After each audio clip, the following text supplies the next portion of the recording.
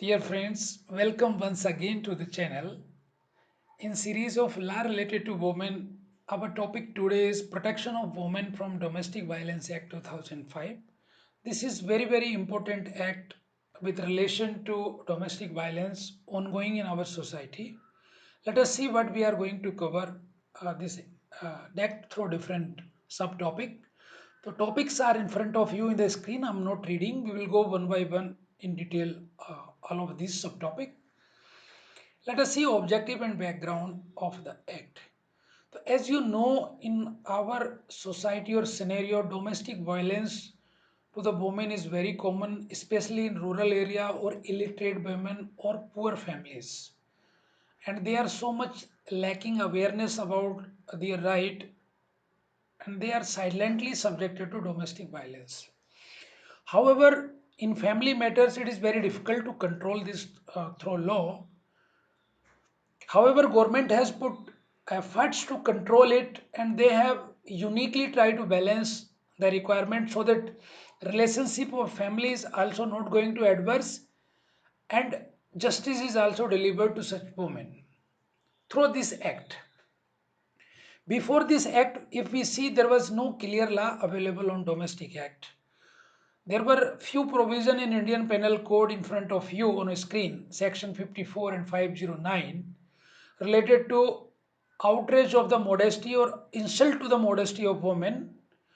So this is very general and generally apply outside when any woman out of his relationship, somebody in public or some unknowing person, those are not in relation, did some outrage to this woman, then only this section is applied.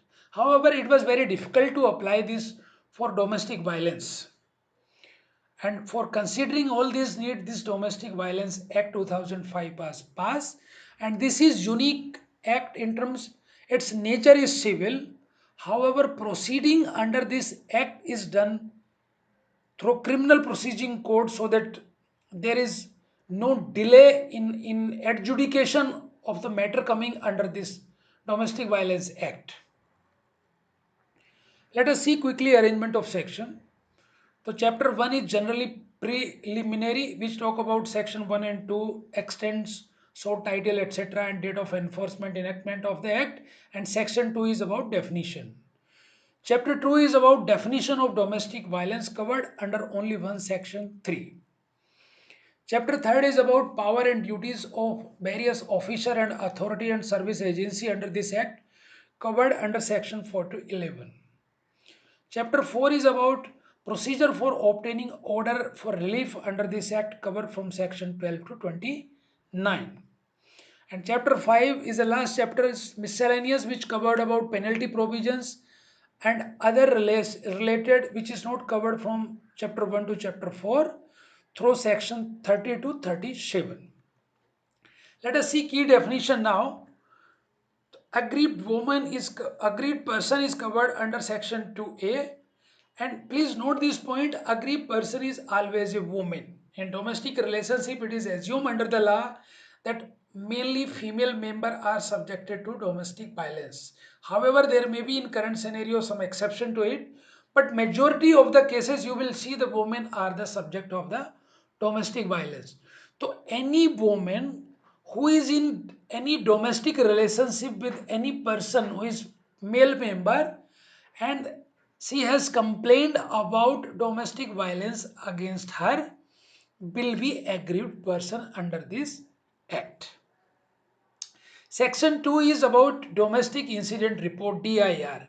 So DIR is just like FIR. FIR is lodged in police station and DIR will be lodged in DM office, district magistrate office, and this is raised on a prescribed format when domestic violence complaint is received in their office. So that is DIR. Other is domestic relationship. The domestic relationship means in any relationship in any household where female and male members are living together. So please note this point. Domestic relationship is not only husband and wife relationship. It is all type of relationship like daughter, mother, and in-laws. So any male and female relationship in household is covered under domestic relationship.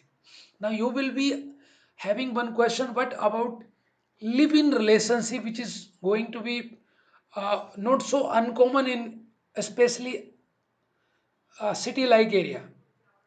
So you are right. The live-in relationship is also considered under domestic relationship in this act. If any male and female is living together without marriage, that is called live-in relationship, and such lady complained under this act for domestic violence, so that will be covered and considered under domestic relationship. So after these key definitions, let us go to the key provisions of the act. Most important section is section 3, which talk about very comprehensive definition of domestic violence. Please focus on this definition. If you understood this well, the remaining things will be very simple. So domestic violence is defined in this act: any act, omission, commission, or conduct done by respondent. Respondent is here male member. Please note that male member, which is causing any physical or mental harm to aggrieved person. Please note, aggrieved person is always woman, and physical harm or mental harm can be through injury, harm, or endangerment to the health and safety or life, or tend to do all these things to such aggrieved person, or causing any type of abuse, which may be economical, which may be sexual, which may be verbal, or which may be emotional also. So you can understand this is such a vast category. Any type of physical or mental harm, even if somebody is forcing her wife to have intercourse without her consent, that may also be considered under domestic violence. Please note that. Okay, and if a lady is employed and you are taking her entire salary and not giving her, that is also come under economic abuse and mental harm. And if she is not employed and the male member is not giving necessary expenses to maintain her, that is also can comes under mental harm. So that is such a wide section. Other is, if somebody male member or respondent is harassing, harming, or injuring by coercing, having some unlawful demand to such aggrieved person or any person in which she is interested. Means, if you are not coercing or harassing her but beating her child or her relatives, that is also come and covers under this section as domestic violence. And such demand may be relations to dowry, or maybe in relation to demand of any property or valuable security in any form. So that is also covered in part 2. In third category, whatever is covered under 2 topic above, if respondent is giving any threat for above to aggrieved person or any person related to her, that is also comes under category of domestic violence. So you can see in this theme most of the things are covered and it is so wide. However, one more very open category: if respondent try to cause harm in any other way to aggrieved person, that can also be domestic violence, which is not covered in above 3 subcategory. However, the overall domestic violence will be considered by judicial authority or magistrate, considering overall circumstances of the case. So I'm sure by this explanation, your understanding about definition of domestic violence will be clear. Now we will go to the other provision, chapter 3rd. In section 4, information to protection officer. This section tell about anybody other than aggrieved person also can give information to protection officer or magistrate about the domestic violence against anybody. So there is lot of relaxation here about doctrine of locus standi, and that person will be no question at all even if it is a false information. So in Indian scenario, most of the person do not want to involve in uh, legal complication, even in police matter also, because once their name come, it become a very hard obligation, and they have to come again police station and court. But here relaxation has been given. If somebody has given even verbal information and even it is wrong, that person will not be questioned. So that is provision of section 4, very very important. Section 6 talk about duty of police officer and service provider and magistrate to give right of information to the aggrieved person. So this section say whenever any such complaint comes about domestic violence, it is the right of the aggrieved person that this public officer will give her information and what are the right of such woman in this situation. Like she can also complain about Dabri Prohibition Act. She can also lodge complaint under section 490A, cruelty against married women under Indian Penal Code, and such others right also, like she can ask for various order under this act, and she can ask about medical support and rehabilitation center also. So now when any complaint come, it is right of the woman that this officer will tell her all about such rights. Section 6 about duty of shelter home. So this is very general talk about wherever shelter home are recognized by government, when magistrate or protection officer direct that shelter home gives shelter to such aggrieved person, it is duty of shelter home to oblige such orders given by the authority. Duty of medical facilities also same, when authority direct, they will do medical examination and other medical support to the aggrieved person. Section 8 is about appointment of the protection officer. It say that appropriate government will appoint protection officer who will be the nodal person to ensure that domestic violence cases are reported and necessary awareness and other conditions are maintained as directed under this act. Duty, just we discuss about duty of protection officer, and duty of service provider also. So service provider are also, in large area protection officer may not reach everywhere. So these are service provider in form of NGO. They take care of creating awareness and to the women that what are your rights, and creating awareness to the male members also, if you are not following what may be the consequences. Such types of things are service provider role.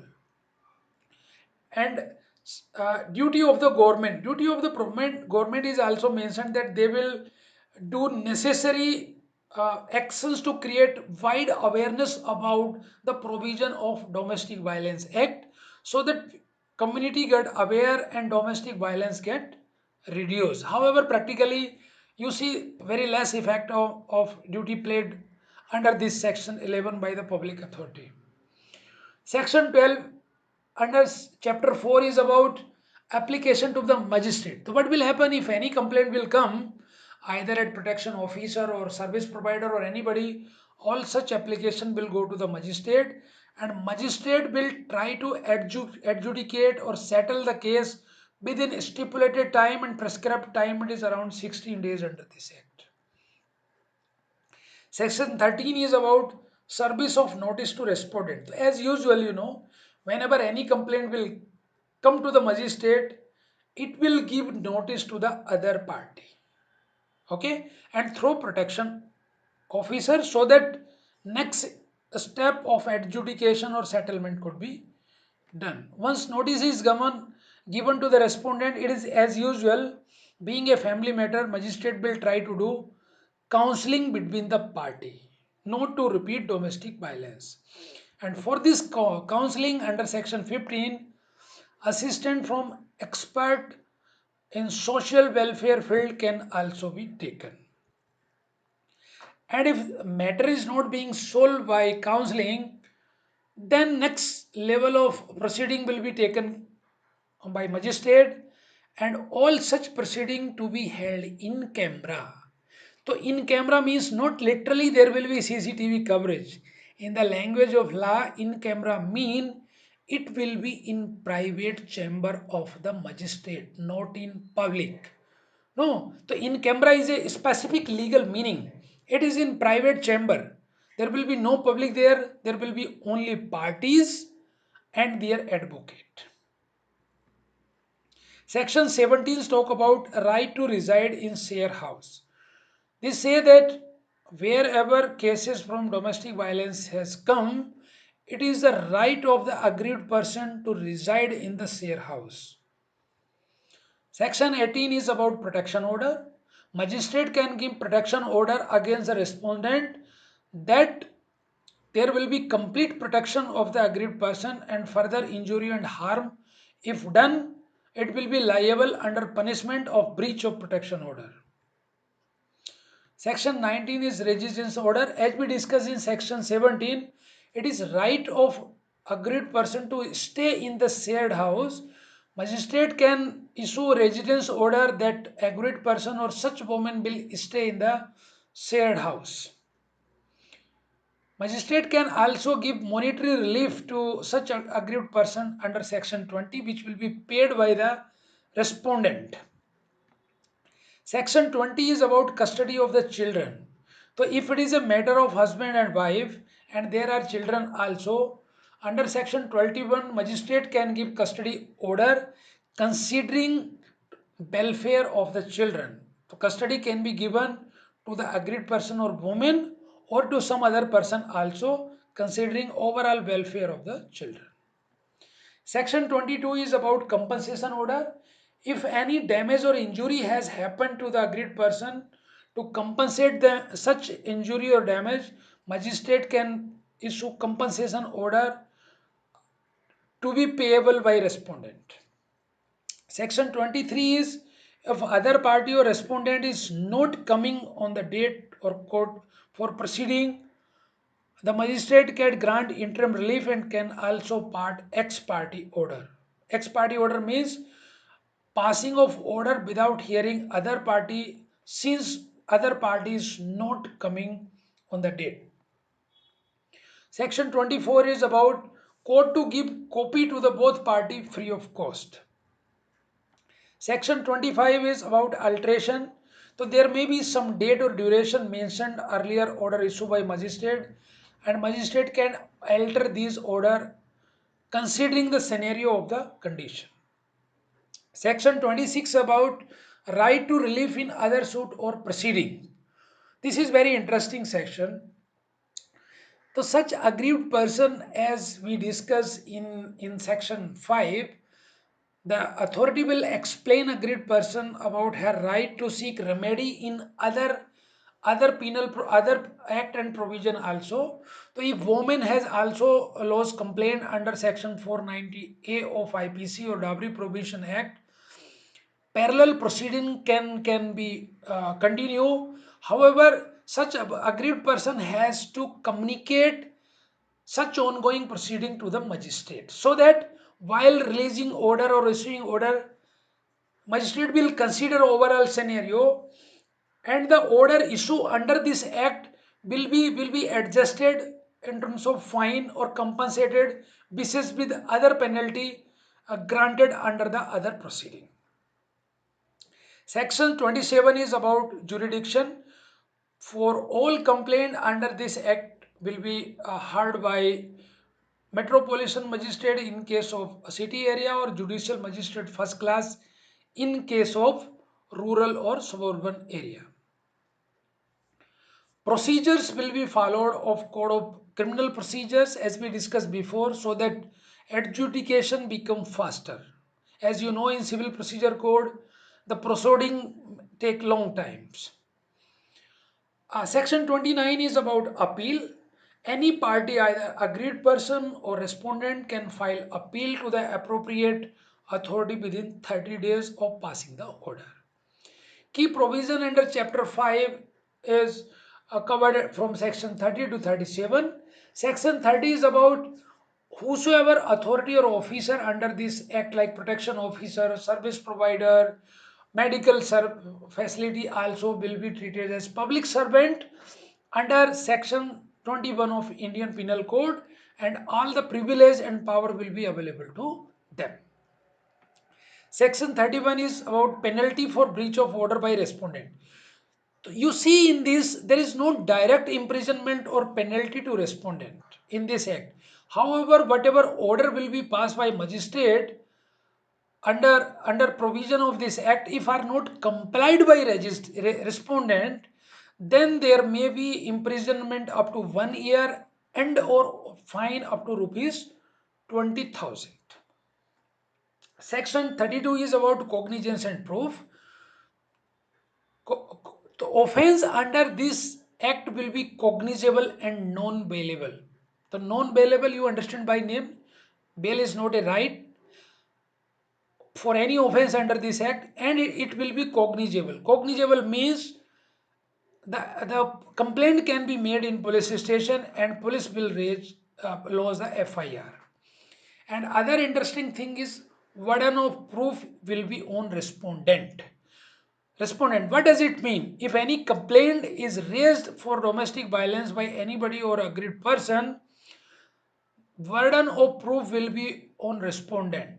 It will be by default taken as proved until and unless it is not proved otherwise by respondent. Section 33 is if any protection officer is not complying or discharging his duty properly, what will be the penalty to such protection officer?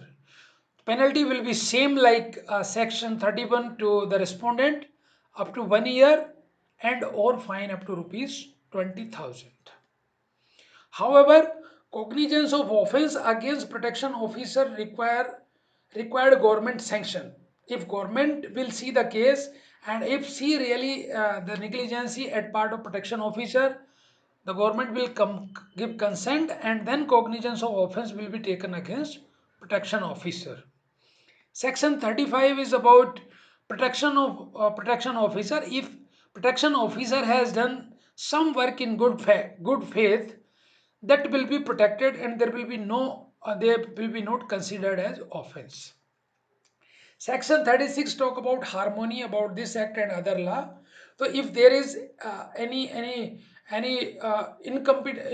inconsistency between both act, this act provision will not be considered in derogation of any other law and they will be understood in harmony. Section 37 is last section. It is about power of central government to make rule. To implement or enact this act efficiently, central government can make law any point of time to implement this act efficiently. I'm sure by this discussion and seeing this video, you will get a perfect clarity about this act. And thank you very much for watching this. There are some leading case also regarding this. We will see these are very interesting. Leading case number 1 is Ashish Dixit versus State of UP AIR 2013. In this case, what was happened? There was some dispute in family, and the wife came to her maternal home and raised complaint and included everybody from the husband side, and she included the name of the people even she do not know. The court held that wife cannot implicate one and all in the family, even to them whom she does not know. So she can only include the name the person who was directly involved in domestic violence act. Other interesting case is Roma Rajesh Tiwari versus Rajesh Dinanath Tiwari. Bombay High Court elaborated on the right of woman to reside in her matrimonial home or shared house. As we discussed in the provision that the agreed person will have right to reside in the share house. This was emphasized through this case, again through citation. The third and last case is about Savita Mark Varghese versus Mark Lionel Varghese AIR 2013. In this case, court held that magistrate is empowered to pass an order directing the responding to remove himself from the shared house. So this is very interesting. In shared house, this law say the agreed person can stay. This case says that magistrate can pass order to stay agreed person in shared house and expel the respondent from the shared house under this case law. So this was all subtopics we discussed and got clarity on this act about through this video. Thank you very much for watching this. And if you have any comments, please mark. I will be happy to reply. And if you gain understanding from this video, please like and share with your friends to get benefit and subscribe to this channel. Thank you very much once again.